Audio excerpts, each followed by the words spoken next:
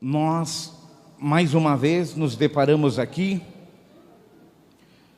com um ensino profundo. Eu lhes digo profundo sobre a disciplina. Eu tenho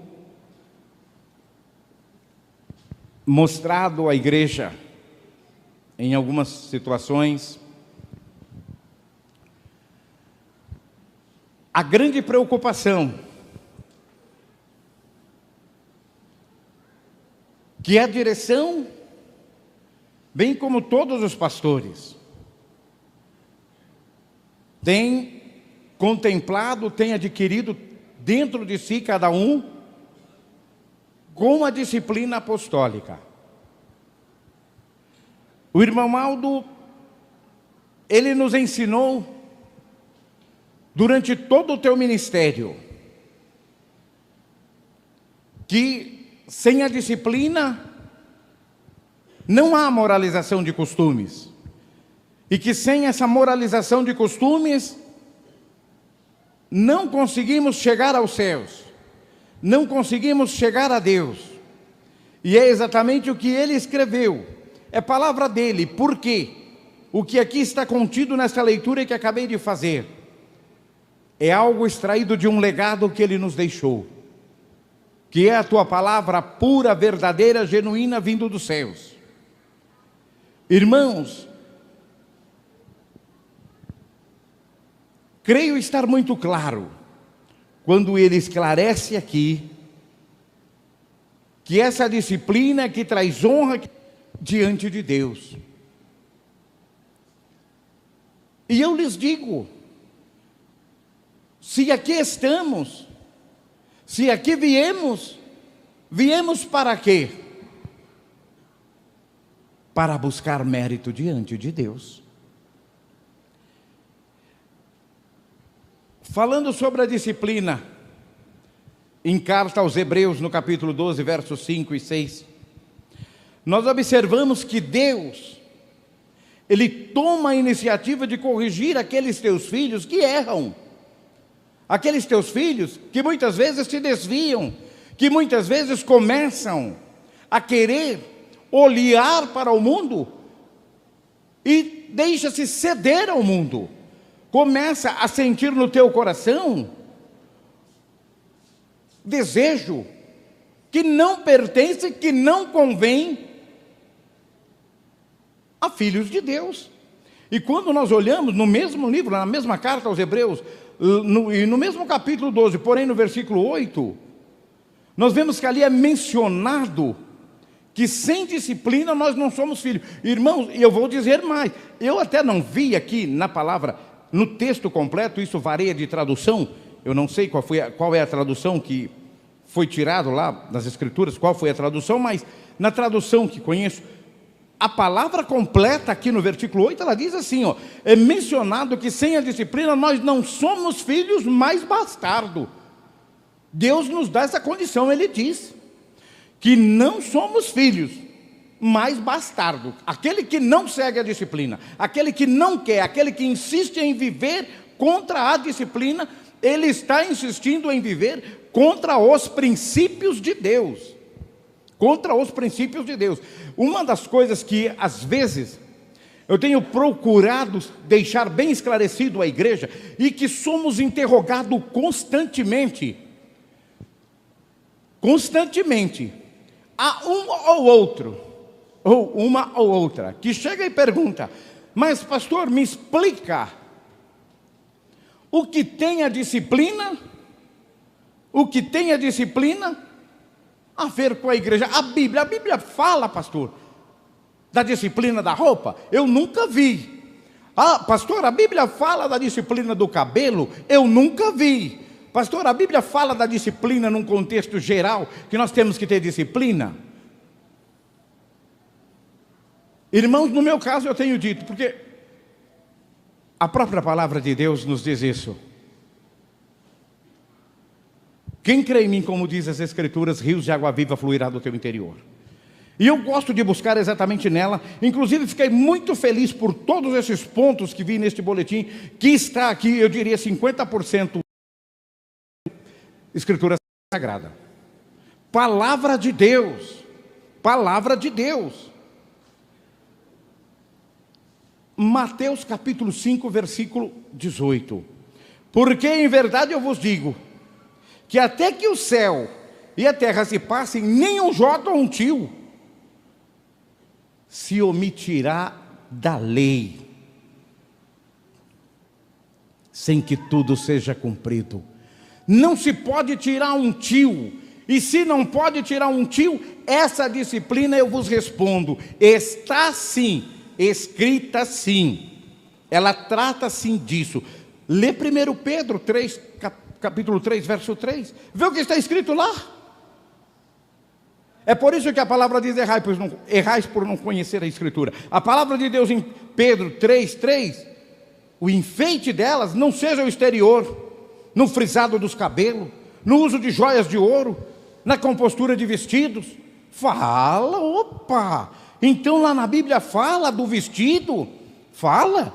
Lá na Bíblia fala do cabelo? Fala. Lê 1 Timóteo 2,9. Do mesmo modo as mulheres se ataviem em trajes honestos, com pudor e com modéstia, e não com adorno em pérolas, em ouro ou em vestido precioso. É palavra de Deus, meu irmão, minha irmã. Não, onde foi que o senhor tirou, pastor? Nas Escrituras Sagradas. 1 Pedro 3,3, 1 Timóteo 2,9. Meu irmão, minha irmã, nós apostólicos, que conhecemos esta doutrina, que temos a certeza que ela foi implantada, criada, formada pelos céus através de Jesus, por uma palavra verdadeira, por uma palavra do próprio Mestre Jesus. Nós precisamos buscá-los, mas buscá-los com sabedoria, buscar com esse entendimento em que as Escrituras nos diz: quem crer em mim, como diz as Escrituras. Lá está registrado, meu irmão. Quando eu vejo Jesus falando, Ele falando, palavra dEle. São Lucas capítulo 9, verso 23. Se alguém quer vir após mim, renuncie a si mesmo, negue a si mesmo, toma a sua cruz e segue-me.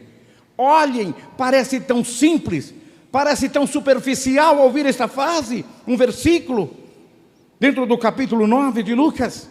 Se alguém quer vir após mim, renuncie a si mesmo, toma a sua cruz e segue-me. É simples, não é?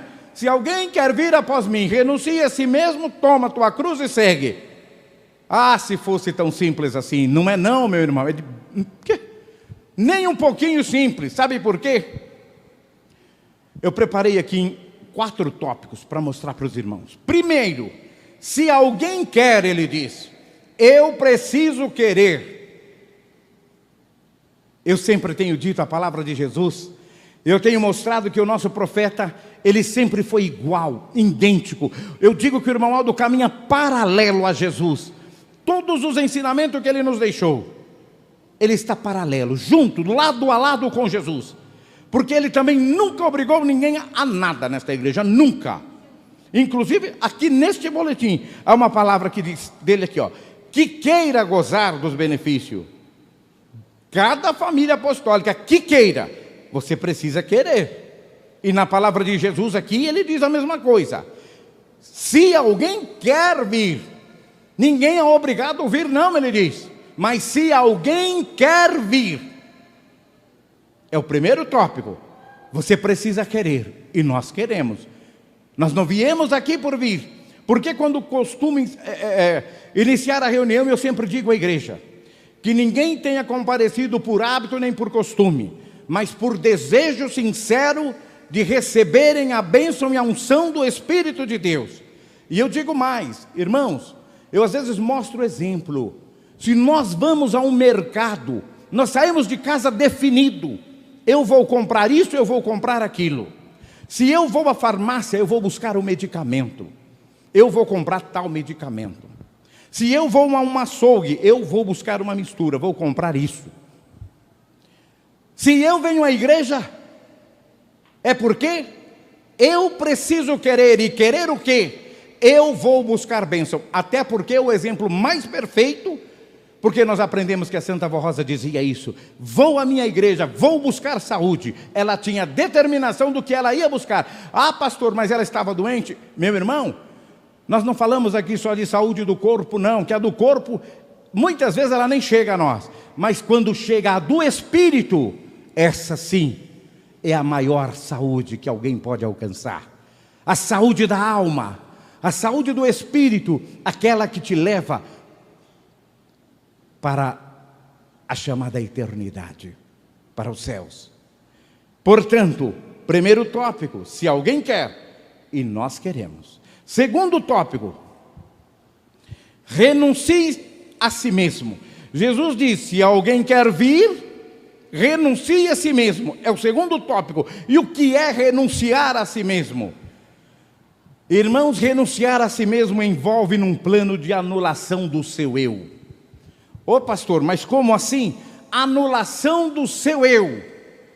Deixa de ter, você precisa, o Senhor precisa, nós precisamos anular o nosso eu. Porque eu isso, porque eu aquilo. Eu passo a viver a vontade do Cristo.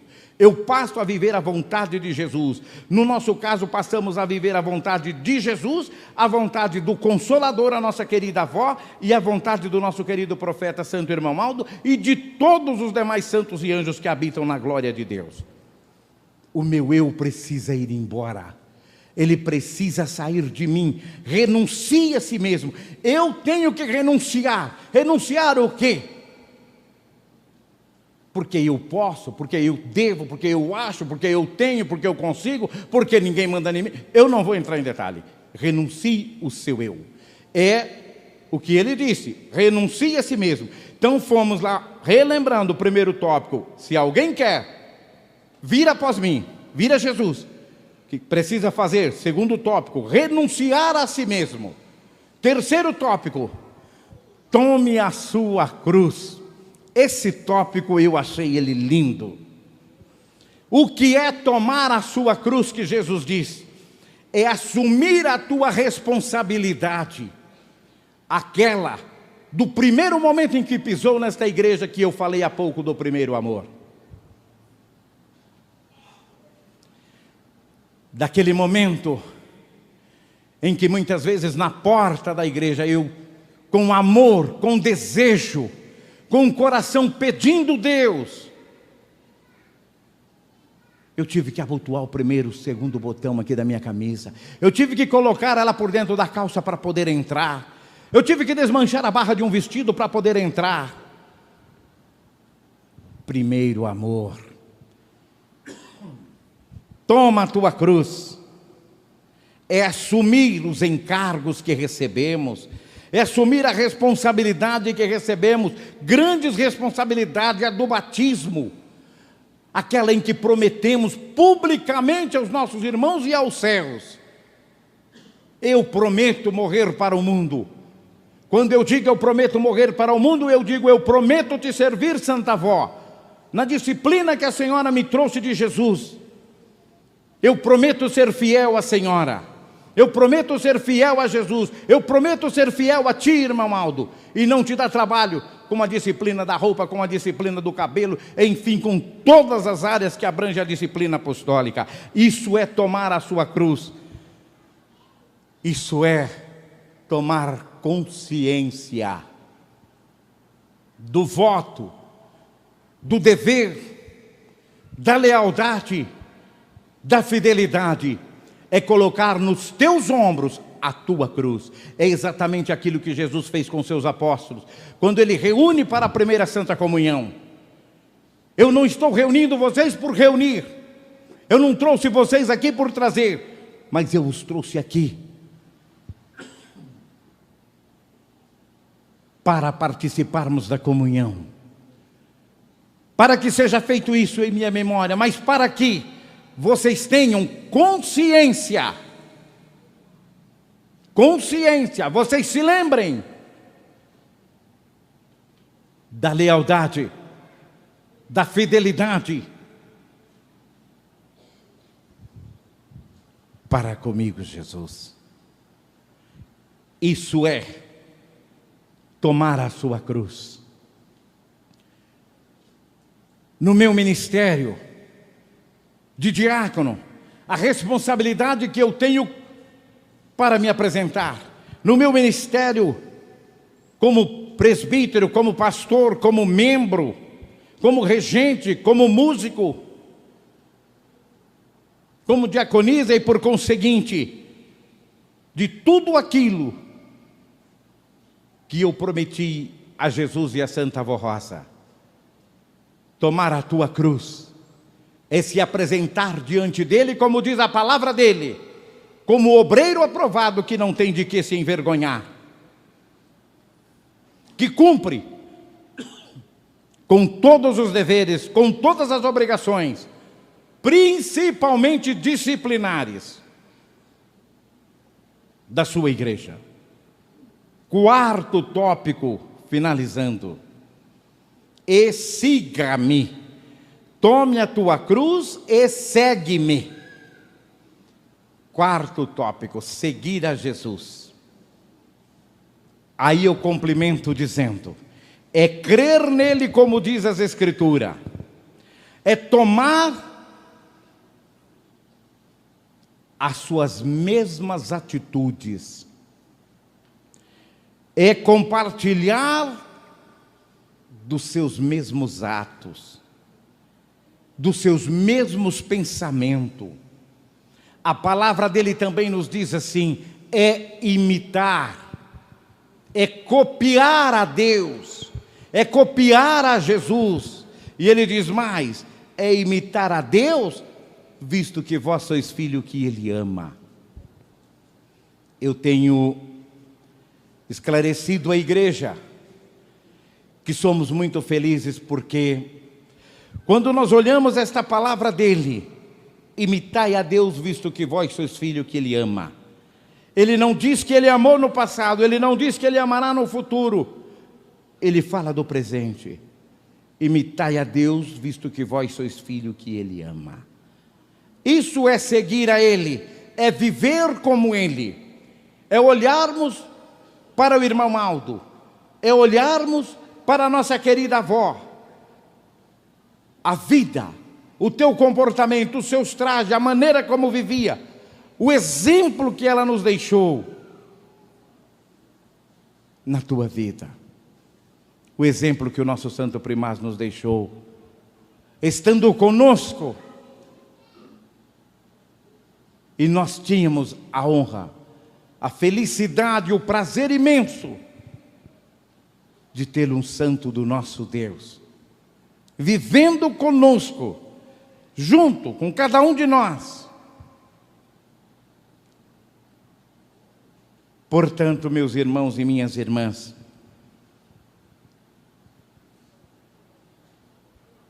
a palavra do nosso Deus está aqui neste boletim. Revestivos, pois, da armadura de Deus.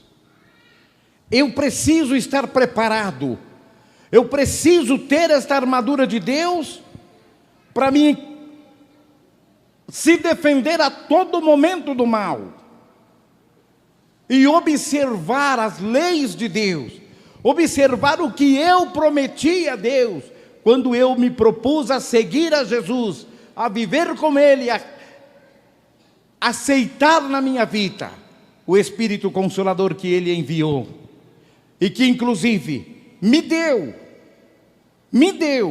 escolheu, porque a palavra dele diz isso: não escolheste-vos a mim, eu vos escolhi e vos nomeei. Sabendo, irmãos e irmãs, que somos escolhidos dele, apontados por ele, nós precisamos ter esta consciência perfeita de viver a disciplina apostólica, de viver a doutrina apostólica, de olharmos para o nosso interior e não ficarmos fazendo pergunta: está ou não está na Bíblia? É ou não é? O nosso profeta já não nos ensinou que esta disciplina fora implantada pelo Consolador, que recebeu de Jesus? Então ela precisa ser vivida. Por isso ele sempre diz, e em toda a tua palavra nos boletins está ali: se querem ser felizes, se querem ser uma família abençoada, se querem ter um lar abençoado, é a condição de Deus. Eu preciso querer, meu irmão, minha irmã, porque quando eu quero e eu quero, Ele vai me abençoar, Ele vai me proteger, mas eu preciso vigiar. E o que é vigiar? É se auto-observar. E eu tenho dito, irmãos, com dor no coração, posso lhes dizer, como está sendo triste olharmos muitas vezes para a igreja e depararmos com uma situação de muita tristeza, de pessoas que conhecem profundamente, são conhecedores da doutrina, conhecedores deste evangelho, mas que não estão vivendo mais. Ou talvez estivessem brincando de igrejinha.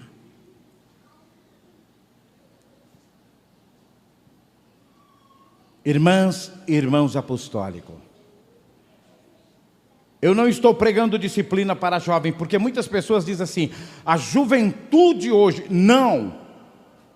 Eu digo não à juventude, à igreja toda. Nós temos observado, é nosso dever observar. O pastor veio para ver, é dever do pastor cuidar de suas ovelhas. E Jesus nos nomeou para isso, o irmão Aldo nos ungiu para isso, para ver. E nós vemos, e na oportunidade como esta de falarmos em nome dele, é lógico, e em nome de Jesus, em nome do Consolador, nós temos que falar. Irmãos, nós observamos pessoas idosas, a unha toda pintada. Nós observamos pessoas idosas, as mangas dos vestidos sumiram, acabaram. Quando tem às vezes 2, 3 dedos, é até sem forro. É só jovem? Não é. Não é só jovem. Mas o que é isso, meu irmão, minha irmã? Talvez um vacilo pelo inimigo, que tampa, que veta os vossos olhos, que faz esquecer o primeiro amor. E nós não podemos deixar isso acontecer. É o que disse a letra daquele hino que ouvimos, o primeiro amor. Eu preciso olhar para mim, eu preciso olhar para o meu interior. E quando eu digo de pessoas que têm autoconhecimento, eu falo de todos, é para todos nós. Para todos nós. Às vezes por um descuido, irmãos, por um vacilo, nós vemos coisas que ficamos sem entender. Sem entender. Sem entender. Mas fala, pastor, o que o senhor não está entendendo? Irmãos, não faz muito tempo, vi um companheiro no púlpito pregando com uma camisa vermelha. É um exemplo. É lógico, não vou citar nome, jamais, longe de mim tal fato. Mas o que é isso? Muitas vezes um descuido. Um descuido. Não podemos. Nós temos que nos observar. Uma cor de gravata para um pastor, para um obreiro. Olha que nós temos visto coisas extravagantes aí.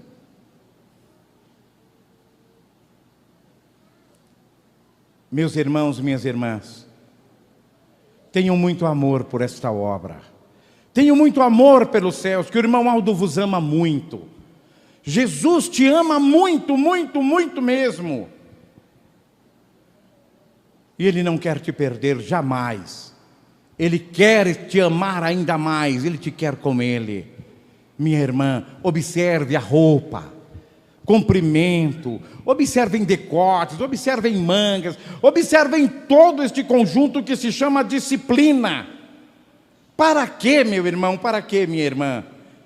Para que você possa ter muito mérito diante de Deus. E o irmão Aldo, quando disser aqui, os que quiserem, você está incluído no que quer e que quer. Para que Ele possa vos abençoar grandemente, para que Ele possa vos ungir como filho amado, filha amada dEle. Porque a disciplina desta igreja nunca mudou e nunca mudará, disse o irmão Aldo, e não vai mudar. Podem ter certeza disso. O que precisa mudar são os nossos corações, irmãos. Os nossos corações precisam mudar. Como, pastor, mudar? Nos auto-vigiar, só isso. É só isso, para receber bênção. Para que eu não esteja por estar, para que eu não viva por viver, para que eu não cante por cantar, para que eu não toque por tocar, para que eu não pregue por pregar, mas sim, para que eu esteja aqui, no tabernáculo de Deus, um amor puro, verdadeiro, que vem dos céus, e eu recebo, e eu encho a minha alma. Mas pastor, onde está escrito isso? Onde está escrito isso? Deuteronômio 22, verso 5. Não haverá trajo de homem na mulher, e não vestirá o homem o traje da mulher, porque qualquer que faz isso é abominação. Está aí, é bíblico. Não é argumentos do pastor Meira, não. É palavra de Deus. E o irmão Aldo nos ensinou isso muito, muito. Tonalidade, a forma das roupas, a maneira de se apresentar, a maneira de viver. O irmão Aldo falou isso o tempo inteiro. E ele não falou por falar, irmãos. Ele falou por amor a nós, aos nossos corações, à nossa alma, ao nosso espírito. Portanto, eu vos digo, amem esta igreja, confiem nele de todo o teu coração, de toda a tua alma, e se entreguem a ele, e se olhem, façam cada um dentro de si uma análise. Eu não posso julgar o meu irmão, não posso fazer isso. Mas eu posso sim olhar para o meu interior. Espera aí, eu sou o regente. Será que está bom esse traje? Será que eu estou certo na disciplina? Eu sou um diácono, uma diaconisa, um presbítero, um pastor. Eu vou pregar, eu vou ensinar. Será que eu estou vivendo a disciplina apostólica? Será? Irmãos, cada um pode fazer análise da tua vida. É palavra de Deus, nós não podemos olhar a vida dos outros e querer cuidar da vida dos outros, mas a nossa vida, nós precisamos e devemos. Precisamos e devemos cuidar. Portanto, irmãos, façam isso. Amem-se a si próprio, amem-se a si mesmo, sejam bastante obedientes ao irmão Aldo, para nós recebermos bênção. É tudo que o irmão Aldo quer, é nos abençoar, mas abençoar mais e mais e mais.